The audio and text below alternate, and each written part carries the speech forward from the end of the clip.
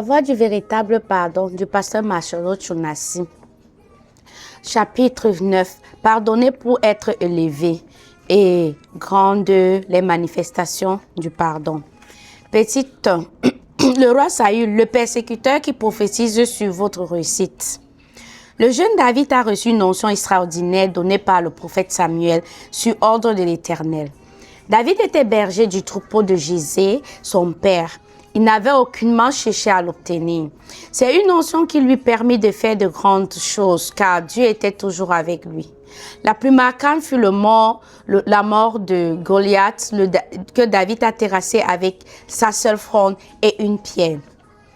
Saül, alors roi d'Israël, le prit à son service et il réussissait partout là où le roi l'envoyait.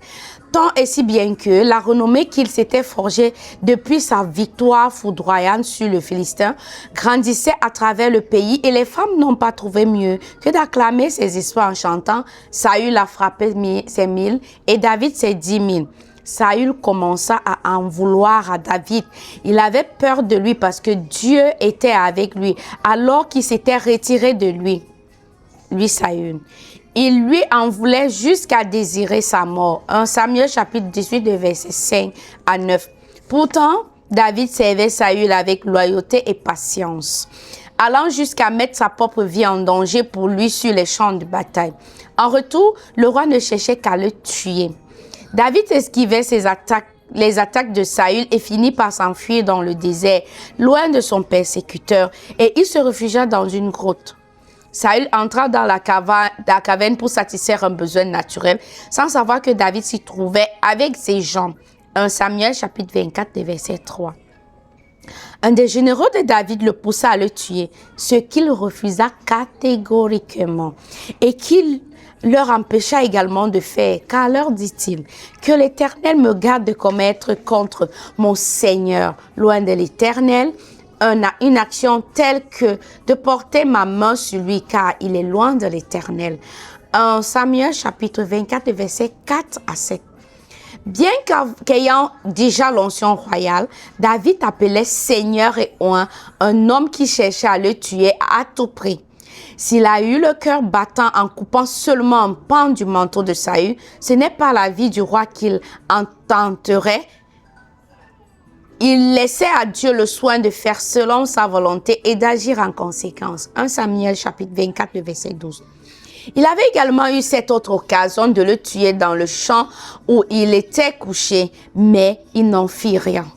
Se contentant de prendre la lance et la cruche d'eau qui étaient posées à côté de Saül pour lui prouver qu'il ne voulait pas porter la main sur loin de l'Éternel.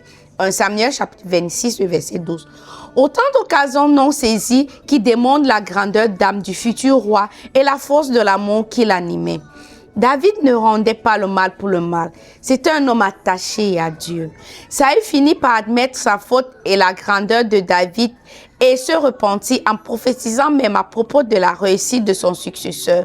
1 Samuel chapitre 24, verset 21 et 1 Samuel chapitre 26, verset 25.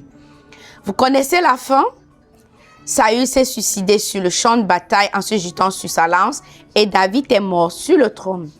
La puissance du pardon qui rétribue et qui élève. Petit 3. Absalom. Quand la nature entre dans votre combat pour vous aider. Le roi David a dû également faire face à la rébellion au sein de sa famille. Et quand celle-ci est fomentée par son propre fils, les réactions peuvent être inattendues de part et d'autre.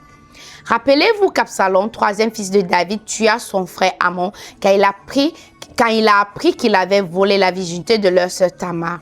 C'était une sanction qui dépassait la faute et à cause de cela, il dut fuir le palais du roi pour ne pas en subir les conséquences.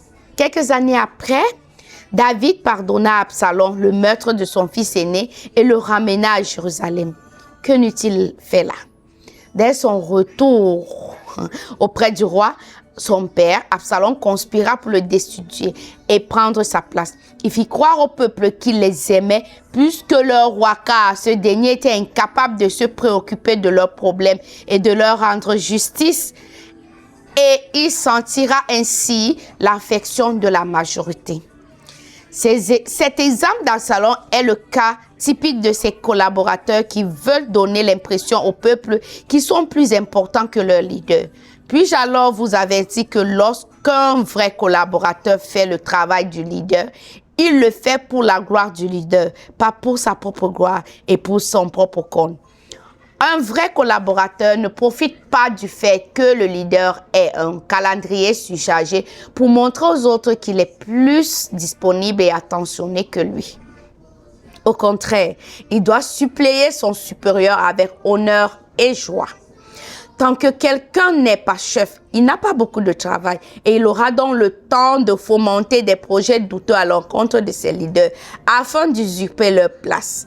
Mais une fois à la place du roi, il se trouvera dans l'incapacité d'assumer sa charge, car c'est une charge qui se porte avec l'expérience et le prix payé. Le peuple, méconnaissant souvent les tenants et aboutissants d'une situation, se laisse embarquer dans des situations desquelles il ressort désemparé la plupart du temps.